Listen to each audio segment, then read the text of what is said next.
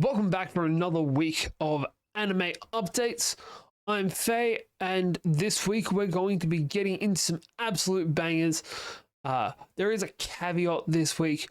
I have not had time to watch the latest Lord of Mysteries. I would love to. It's just a 33-minute chunk every week, and it's hard to be able to find time to sit down for that. I've gotten about halfway through. It is banging, but I cannot put it on the list because we don't know how it fits in. So maybe it'll get on even more so next week. But let's get into it. With our number 10 spot, Minogra, or Apocalypse Bringer Minogra. It has a full light novel title. Don't care about it. This is what if the RTS, or real-time strategy game, was done within the world, because our main character knows this game. He is one of the best in the world at it, and he got picked for the Dud Race. He got picked for the World of Ruin, which is basically bugs and rot, and this week, meat trees, because we found out about their food source, and it is terrifying, though I don't know whether I appreciate or really don't the fact that these trees are okay with being cut down and eaten, because they tell you when they're ripe enough. And that's creepy as hell. But this week we got to see some of the real strategy game moments with trying to work out which research branch to go to and which group of our characters we should work along. And the discussion of, hey, we should just get a hero troop. Hey, the Ruin faction corrupts all of the nature around them, so this water looks like crap, but because you're an evil character, you can now drink it. If you take deep breaths, even though this air looks polluted as hell, you get stronger by breathing it. I love that bullshit. I wish this was based off of a real game, because I would go and play it right now. But speaking of things that... Actually, I really don't want this one to be a real game. We have Necronomicon.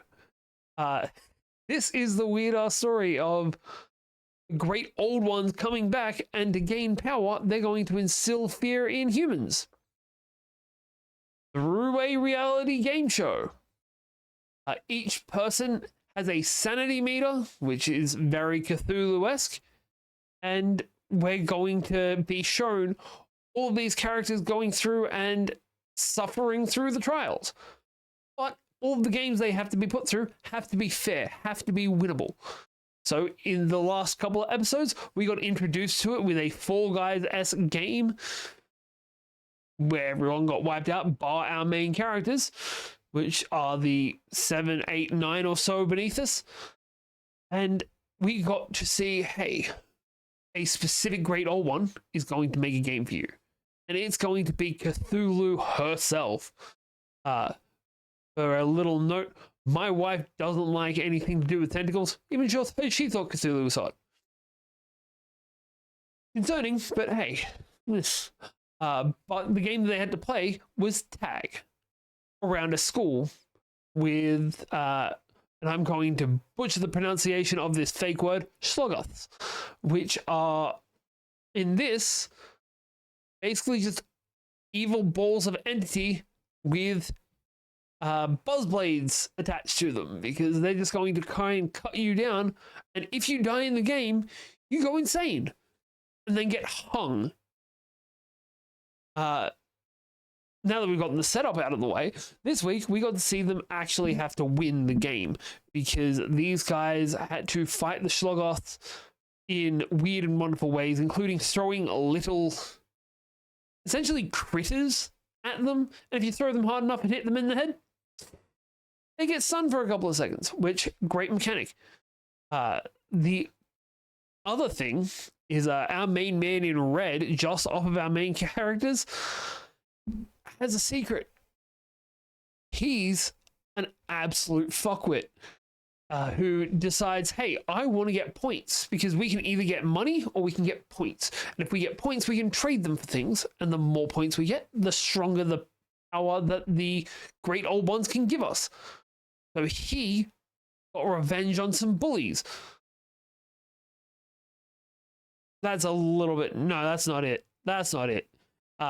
He killed off one of the other players to get bonus points because he asked, hey, if I kill somebody else, can I take their points? Which is so many different kinds of fucked. But yeah, this looks like it's going to be one of those wild, fun, weird-ass rides, and I am all here for it.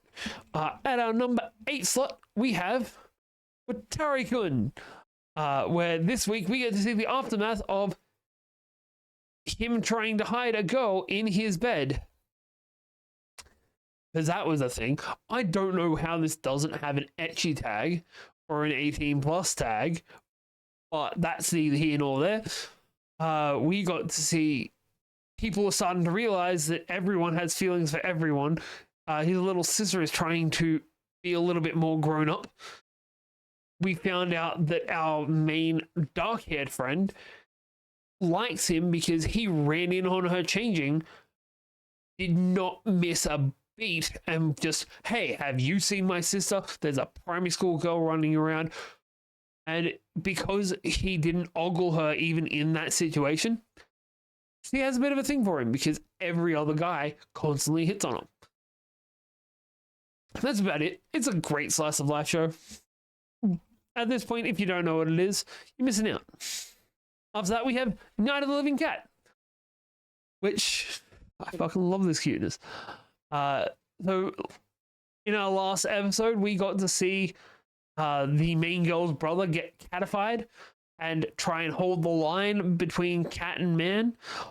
We got to see our main... We got to see them find a shopping center and meet one of her school friends. And just... The last episode was his backstory. This is hers. And I like the fact that we're having deuterogonists rather than just, hey, here's our main character. Here's the offsider character who is just going to be the damsel in distress all the time. I hope it stays that way. I really do. But I love the fact that this is a zombie apocalypse, but we can't kill them because they're too damn cute. Because this world, it's almost illegal to kill the cats. I suppose it's kind of in both. But up to our number, I think this is number 6. We have 2B Hero X, which, hey, we came back a bit. Because this week, we got onto Ghostblade. Well, we got onto the second half of Ghostblade. Because we got to see another big connection. Because Lolly's best friend is Ghostblade's daughter. Which is actually a pretty cool connection. But Ghostblade, not being able to speak, has never been able to tell her, hey, I'm your dad. Until this episode, because he kept the journal.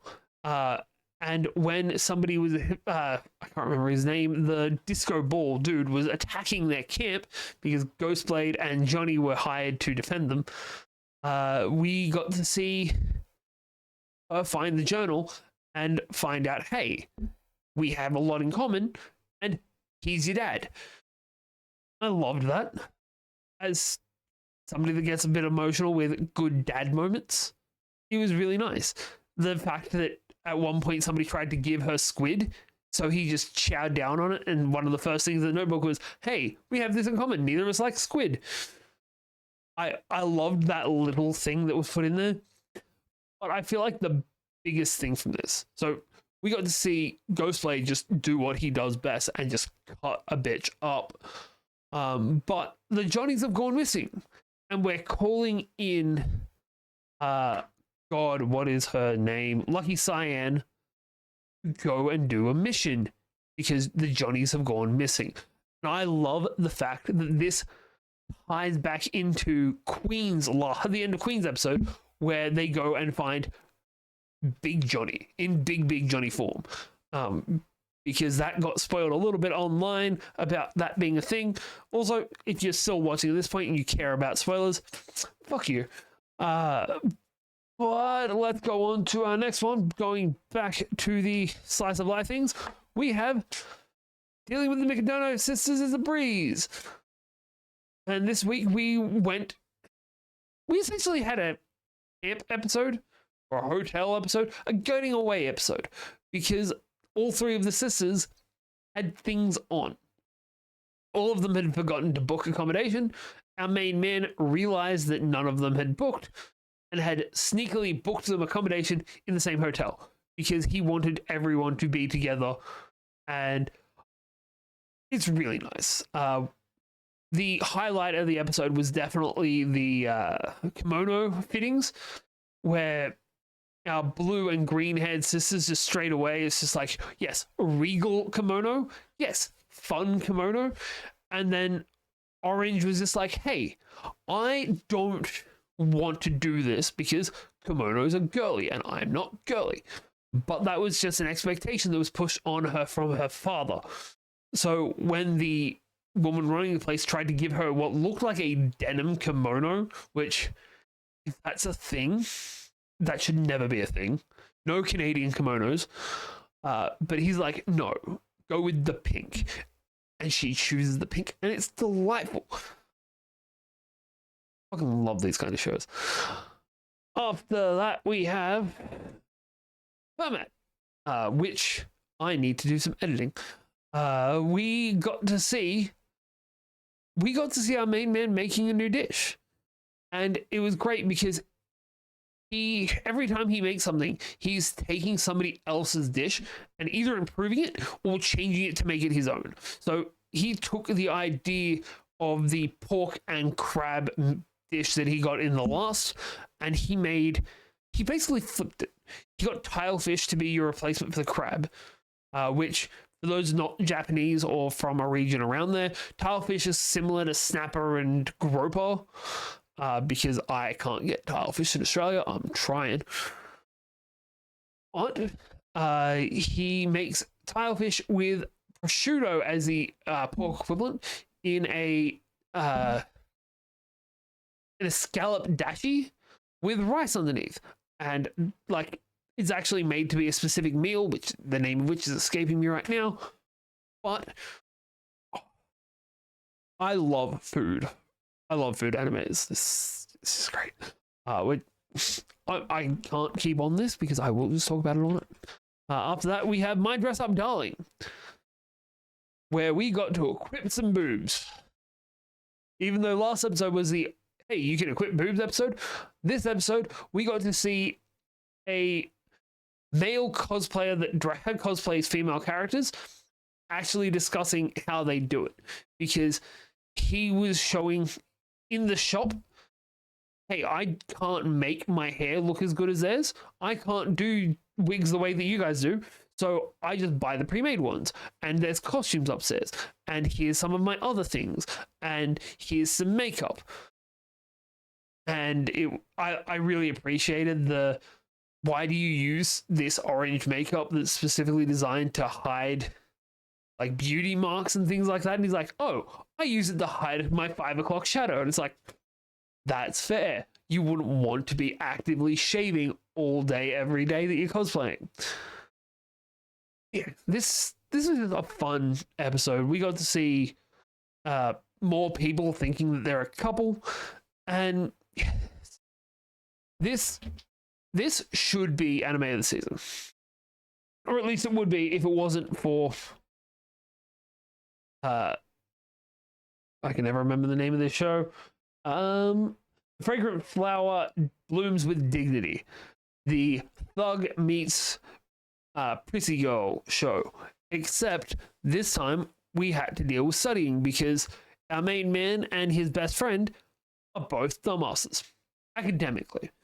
And they want to be able to go to the school sport festival, but if they don't get passing grades, they can't. So they go to the library and try and study and get in a bit of trouble because they run into the main girl there and the schools collide. And I really hope that the show isn't just going to be, hey, the schools collide every episode.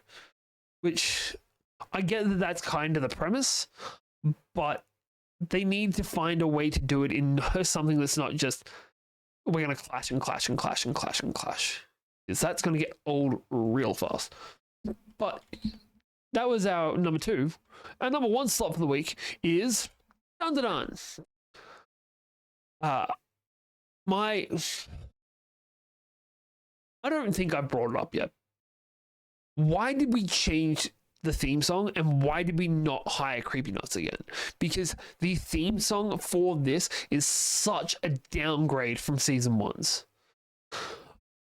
But that's neither here nor there. This had one of the best fight scenes I think I've ever seen in anime.